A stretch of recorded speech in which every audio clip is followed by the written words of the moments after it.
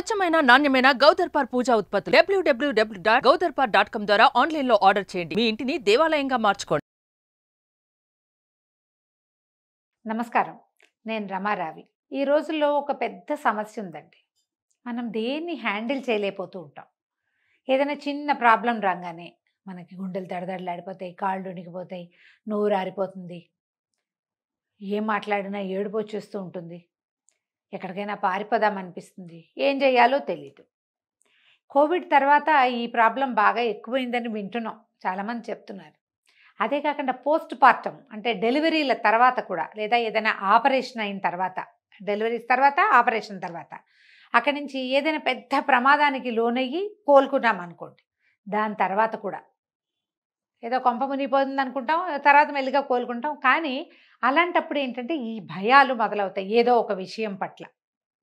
అదొకటి. అక్కడి నుంచి ఏ చిన్న ప్రాబ్లం వచ్చినా దాన్ని హ్యాండిల్ చేయలేము, ఏదొచ్చినా సరే టెన్షన్గా ఉంటుంది. తర్వాత ఏదో కోపపై పనిలో పడినా కూడా ఆ జరిగిపోయిన విషయం మనని కలత పెడుతూనే ఉంటుంది. ఇలాంటి స్ట్రెస్ని హ్యాండిల్ చేయలేకపోతున్నామా అనేది మొదట ఆలోచించండి.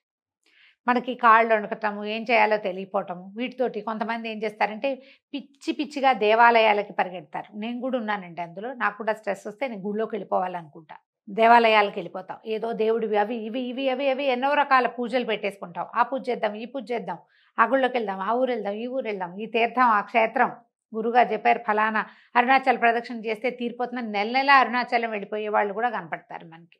ఇవి కాకుండా ఇదొక సమస్య. దీంతో పాటు ఇంకా ఏం చేస్తామంటే ఈ స్ట్రెస్ని, వచ్చిన ప్రాబ్లమ్ని హ్యాండిల్ చేయలేకపోవడంతో ఇంట్లో వాళ్ళతోటి పోట్లాటలు, అది భర్తతోటో అత్తగారితోటో పిల్లలతోటో ఎవరో ఒకరితోటి పోట్లాడేసేయటం, అరిచి కేకలు పెట్టడము, వస్తువులు పగలగొట్టేయటము, చేతిలోనో విసిరేయటం, స్ట్రెస్ని హ్యాండిల్ చేయలేక. ఎవరు చేస్తారండి అంటే బోళంతమంది ఉన్నారండి చేసేవాళ్ళు. మనం చేయమంతే, ఎవరో కొంతమంది ఉంటారు స్ట్రెస్ హ్యాండిల్ చేయలేక ఈ పని చేస్తారు. ఇంకా కొంతమంది తెగ తినేస్తారు, స్ట్రెస్ ఈటింగ్ అంటున్నారు. ఈ మధ్య నా దగ్గర ఒక కేసు కూడా వచ్చింది. స్ట్రెస్ తోటి విపరీతంగా నిద్రపోతారట, ఆవిడ పడుకునే ఉంటారట. నిద్ర పట్టకపోతే ఓ ట్యాబ్లెట్ ఏదైనా వేసేసుకుంటున్నారు నిద్ర కోసం. అన్ని సమస్యలేనండి ఇవి. మనం సమస్య నుంచి పారిపోకూడదు. సాల్వ్ చేయలేని సమస్యలు ఉంటాయి, తప్పకుండా ఉన్నాయి. కొన్ని ఉంటాయి, అన్నీ కాదు. కొన్నిటికి కాలమే సమాధానం చెప్తుంది, కొన్నిటిని మనమే సార్ట్అవుట్ చేయగలుగుతాం, కొన్నిటిని ఇతరుల సహాయంతో సార్ట్అవుట్ చేసుకుంటాం. ఎవరో ఒకళ్ళు దొరుకుతారండి, నమ్మకం మీద ఉండాలి. సాల్వ్ చేయలేని ఏ సమస్య లోకంలో లేదు. మన వాళ్ళు చెప్తారు శతకోటి దరిద్రాలకి అనంతకోటి ఉపాయాలని. ఏదో ఒక ఉపాయం దొరుకుతుంది. అంతవరకు మీరు నిద్దాగా దాని మీద ఉండాలిగా, దాని మీద నిలబడాలి. భయం లేకుండా మన జీవితంలో భయం ఉంటుంది ఎంతో కొంత, దాన్ని జయించి మనం తతిమా పని చేయాలి. ఏదో ఒక దాంట్లోకి పడిపోకూడదు. మనం అందులో ఊబిలో కూరుకుపోయిన వాళ్ళలాగా చేయకూడదు. ఊబిలో పడినా కూడా బయటకు వచ్చేందుకు మార్గం కనపడుతుంది. బయటికి రావాలన్న ధోరణి ఉండాలి ముందు, మనకి ప్రధానమైనది అది. ఈ బయటపడే మార్గాలు అన్వేషించండి ఎప్పుడు కూడా. మొదట మీరు ఏదైనా సమస్యని ఎదుర్కోగానే మీ కాళ్ళు వణికిపోతున్నాయి, నోరు ఆరిపోతుంది అంటే మొదట మంచినీళ్ళు తాగటం అలవాటు చేసుకోండి. ఫస్ట్ మంచినీళ్ళు తాగండి, తీయగా ఏదైనా తినండి, కూల్గా ఆలోచించండి, ఎవరితోటైనా షేర్ చేయండి. ఎవరితో షేర్ చేయలేకపోతే మీరే కాగితం మీద పాయింట్ వైజ్గా రాసుకోండి. ఎక్కడో చోట ఒక లూప్ హోల్ దొరికి అది సార్ట్అవుట్ అవుతుంది వెళ్ళిగా. దేవుడి దగ్గర కూర్చుని ఓపెన్గా చెప్పుకోండి, నాకు ఈ పరిస్థితి ఉంది, నాకు ఇలా వచ్చింది అలా వచ్చింది అని. జనరల్గా మనకు వచ్చే ప్రాబ్లమ్స్ అన్నీ మన చుట్టూతో ఉన్న సమాజంతో ముడిపడి ఉంటాయండి. ఈ సమాజంలో మంచి ఉంటుంది, చెడు ఉంటుంది. వీటిని కూడా మనం హ్యాండిల్ చేయలేకపోతాం. ఇప్పుడు మనం ఏమీ చేయలేని దానికి వగచేం ప్రయోజనము? ఏదో కాస్త బాధపడతామనుకోండి, కానీ బాధపడుకుంటూ ఉంటూనేమో అలాగే ఉంటామంటే, జబ్బులు తెచ్చుకుంటామంటే ఎట్లా? దీనివల్ల ఏమవుతుందంటే ఇవాళ రేపు కౌన్సిలర్లకి, సైకియాట్రిస్టు, సైకాలజిస్టులకి పని పెరిగిపోయిందండి. వాళ్ళు కూడా ఒత్తిడిని హ్యాండిల్ చేయలేకపోతున్నారు. వాళ్ళ వల్ల కూడా కావటల్లా. ఎందుకంటే మీరు ఏ చిన్న స్ట్రెస్ని హ్యాండిల్ చేయలేక, సహజమైనవి లోక సహజంగా పిల్లలతో వచ్చేవి, పెద్దవాళ్ళతో వచ్చేది, ఫ్యామిలీస్లో వచ్చేది, కుటుంబాల్లో భార్యాభర్తల దాంపత్యంలో వచ్చేవి, వర్క్ ప్లేసుల్లో వచ్చేవి, ఇవి మీరు ఓపికగా, ధైర్యంగా, నిజాయితీగా నిలబడితే సార్ట్అవుట్ చేయగలుగుతారు. దీనికి ఎంతసేపు ఎవరో ఒకళ్ళ సహాయం కావాల్సిందేనని అనుకోవద్దు. సహాయం తీసుకోవాలి తప్పకుండా, ఎంత మన వల్ల కానప్పుడు. మనం దీనికి ఏం చేస్తున్నాం, మన చుట్టూ క్లోజ్ సర్కిల్ ఉంటుంది చూడండి, బాగా దగ్గర వాళ్ళు. ఈ సమస్య ఆడవాళ్ళది అనుకోండి, వాళ్ళ భర్తలు, అత్తగారులు, మామగారులు, ఆడపడుచులు, మరుదులు, క్లోజ్ ఫ్యామిలీ. అమ్మ, నాన్న, అన్నయ్య, అక్కయ్య, చెల్లి ఉంటే వాళ్ళు, మన మేనత్తలు, మన పెద్దమ్మలు, మన పిన్నులు, వీళ్ళెవరిదైనా సహాయం తీసుకోవాలి. దీనికోసం మీరు మానవ సంబంధాలు బాగుపరుచుకోవాలి. ఇది పెట్టుకోవాలి మొదట. తర్వాత క్లోజ్ ఫ్రెండ్స్, క్లోజ్ కలీగ్స్. ఒక్కొక్కసారి మన వర్క్ ప్లేస్లో వాళ్ళు కూడా మనకి ప్రాణ స్నేహితులుగా ఉంటారు. వాళ్ళతోటి, వీళ్ళందరితోటి సంబంధ బాంధవ్యాలు సరిగ్గా మెయింటైన్ చేస్తే మీకు స్ట్రెస్ హ్యాండ్లింగ్ ఈజీ అవుతుంది. ఈ మధ్య ఒక 90 కేజీలు ఒక పాప కనపడింది నాకు తెలిసి 60-70 ఉండేది, బాగుండేది అందంగా. ఏమిటమ్మా ఏంట్రా బాగా పాడయ్యావన్న, లావయ్యావు అంటే పిల్ల హర్ట్ అవుతుందేమోనని అంటే ఆ అమ్మాయి చెప్పింది, చాలా స్ట్రెస్ ఈటింగ్ అంటే దీన్ని ఎట్లా హ్యాండిల్ చేయాలో తెలియదు నాకు అని. ముచ్చటైన చిలక లాంటి పిల్ల.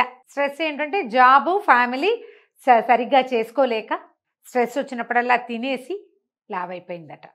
ఇదేం చెప్పండి, 25-30 ఏళ్ల వాళ్ళు 2 రకాల స్ట్రెస్సులు తీసుకోలేరు. ఆడవాళ్ళు అంటేనే మల్టీ టాస్కర్స్ కదా. మనం పిల్లల్ని హ్యాండిల్ చేయగలుగుతాం, భర్తల్ని హ్యాండిల్ చేయగలుగుతాం, చేసేవాళ్ళం. మన అమ్మలు చేసేవాళ్ళు, మన అక్కయ్యలు, మన మేనత్తలు వీళ్ళంతా చేసేవాళ్ళు. మనం ఎందుకు చేయలేకపోతున్నాం? అంటే నేను చెయ్యలేను అనే భావంతో చేయలేకపోతున్నామని అర్థం చేసుకోండి. అమ్మో నా వల్ల కాదు, ఇలా అయితే నా వల్ల కాదు, అదైతే నా వల్ల కాదు, ఇవన్నీ నేను చేయలేను, ఇదంతా నాతోని కాదు, ఈ డైలాగులు. I can't handle this anymore ఏమంటారు, I won't handle this anymore. ముందు ఐ కాంట్ అంటారు, నా వల్ల కాదు అని, తర్వాత నేను చేయను అంటారు. చేయనంటే ఇక నిన్నెవడు హ్యాండిల్ చేస్తాడు? పూట ఎవరు చేస్తారు మన హ్యాండ్లింగ్?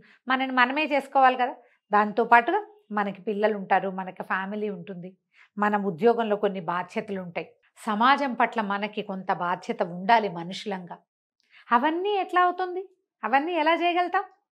ఆలోచించండి. ముందు మనని మనం హ్యాండిల్ చేసుకోవాలి. స్ట్రెస్ వచ్చినప్పుడు ఏదైనా చిన్నది రాగానే ఎవరికి చెప్పేద్దామా, ఎవరికి చెప్పేసుకుందామా అనుకోకండి. చచ్చిపోదామా, లేకపోతే అదొకటి ఉంది అన్నిటికీ. చచ్చిపోతే పీడ పోతాను, నువ్వు చచ్చిపోతే నీ పీడ పోతుంది, నీకు పోతుంది, నీ పీడ మిగిలిన వాళ్ళకి పోదుగా. సమాజం మీద నువ్వు వేసే ముద్ర ఎప్పటికీ పోదు. హ్యాండిల్ చేయలేకపోతే చచ్చిపో అని నేర్పిస్తున్నావు నువ్వు. అదే మనం మనుషులుగా నేర్పించాల్సింది కాదు కదా. నిలిచి నిలబడి ఎదురొడ్డి పోరాడండి. సమస్యలందరికీ వస్తాయి. దైవ సహాయం తీసుకోండి, స్నేహితుల సహాయం తీసుకోండి, కుటుంబ సహాయం తీసుకోండి. ఇదేమీ కుదరకపోతే నా ఓటి పెద్దక్కయ్యలు ఎవరో ఒకళ్ళు దొరుకుతారు, వీళ్ళ సహాయం తీసుకోండి. స్ట్రెస్ని బీట్ చేయండి. నాకు 2 మార్గాలు ఉన్నాయండి. చెప్పేయండి, చింపేయండి, 2. ఎవరో ఒకళ్ళకి చెప్పుకోవాలి. 3-4 చెప్పేస్తే తేలికైపోతుంది. తర్వాత అదే అవుతుంది, జరగాల్సిన వ్యవహారం మెల్లిగా ఎట్లా అవ్వాలంటే అట్లా అవుతుంది. ఇందులో డబ్బులు ముడిపడి ఉంటే పోతాయి. ఇవాళ పోయిన డబ్బులు రేపు రావు, అవే వస్తాయి, ఏం కాదు, ఇలాగని ధైర్యం చెప్పుకోండి. 2వది చింపేయండి. రాసి ఆ కాగితం చింపుతూ ఉండండి. దాన్ని ఎంత చిన్న ముక్క వీలైతే అంత చిన్న ముక్క చింపేసేయండి. చింపేశాక ప్రశాంతంగా ఉంటుందండి. సమస్య తీరదు, మీ బరువు తీరుతుంది. సమస్య దానంతటి సమయం తీసుకుని తీరుతుందండి. మనం చూడండి, ఒక 1/2 గ్లాస్ అన్నం వండాలనుకోండి, ఎంతలోకి వండుతామండి? కుక్కర్లో పెడితే 2 విజిల్స్ రాగానే అయిపోయింది. నాలాగా ఇతడి గిన్నెలో పెట్టి కుక్కర్ మీద స్టవ్ మీద పెట్టామనుకో 10-12 నిమిషాల్లో 10 నిమిషాల్లో అవుతుంది. అదే మనం 5-6 గ్లాసులు ఇంత గిన్నె పెట్టామనుకోండి, రైస్ కుక్కర్ అయినా ఒక 30 గంట పడుతుందా? కుక్కర్లో అయినా ఉడకాలా? అదంతా వేడెక్కాలి కదా. సమస్యని బట్టి పరిష్కారం ఇట్లాగే లేట్ అవుతుంది. రోజు వండుకునే అన్నమే ఉదాహరణ ఆలోచించండి. సమయం తీసుకుంటాయి కొన్ని.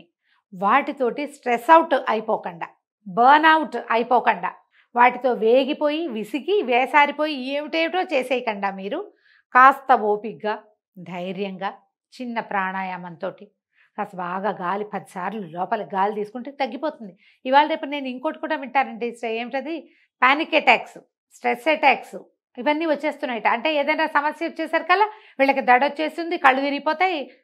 ఏంటండి, మన అమ్మలు పాతకాలంలో హాస్పిటల్స్ లేవు, మందులు లేవు, మాకు లేవు, మన 14-15 మందిని కనేవాళ్ళు, ఎంత పనైనా చేసేవాళ్ళు, పొద్దున్నుంచి పొద్దుదాకా పనిచేస్తూ ఉండేవాళ్ళు, దేనికి ఏ యంత్ర సహాయము లేకుండా. మరణాలు సంభవించేవి ఇళ్లలో. అవన్నీ ఎట్లా హ్యాండిల్ చేస్తారండి? మనం ఏమిటి 1-2 పిల్లలతోటి ఇవి కూడా చేయలేకపోతున్నాం. అన్నిటికీ స్ట్రెస్ అటాక్స్ వచ్చేస్తే ఎట్లా? మనకి అటాకులకి సమయం ఇవ్వద్దండి అసలు.